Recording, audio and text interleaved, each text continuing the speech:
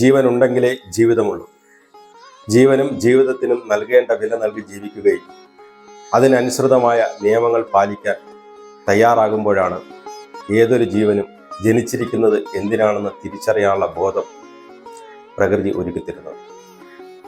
മനുഷ്യന്റെ നിയമം civil law, പ്രകൃതിയുടെ നിയമം നേച്ചർ ലോ, ഈശ്വരന്റെ നിയമം ഡിവൈൻ ലോ, ഇവയെക്കുറിച്ച് കൃത്യമായി അറിയേണ്ടതുണ്ട്.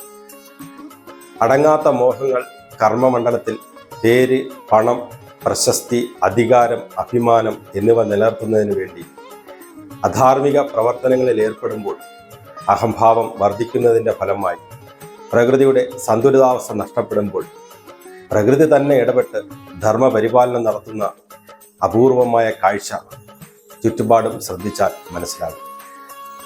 അപ്പോഴും എന്താണെന്ന് സംഭവിച്ചതെന്ന് തിരിച്ചറിയാതെ അബദ്ധത്തിലും ബന്ധനത്തിലും കിടക്കുന്ന ആത്മാക്കൾ അധാർമിക പ്രവർത്തനങ്ങൾ തുടർന്നുകൊണ്ടേയിരിക്കും.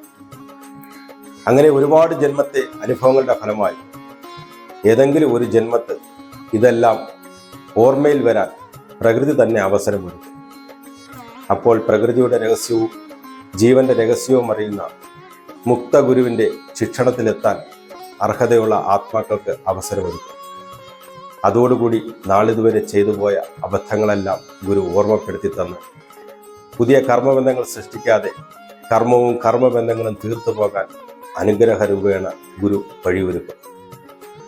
സജ്ജനങ്ങളെ, ഗുരുവിൻ്റെ പാത തിരഞ്ഞെടുക്കാതെ ഗുരു ശരീരത്തിലിരുന്നു കൊണ്ട് എന്താണോ തിരഞ്ഞത് അത് കണ്ടെത്തുന്നതാണ് യഥാർത്ഥ സത്യാന്വേഷി എന്ന് ഒരിക്കൽ തിരിച്ചറിയും.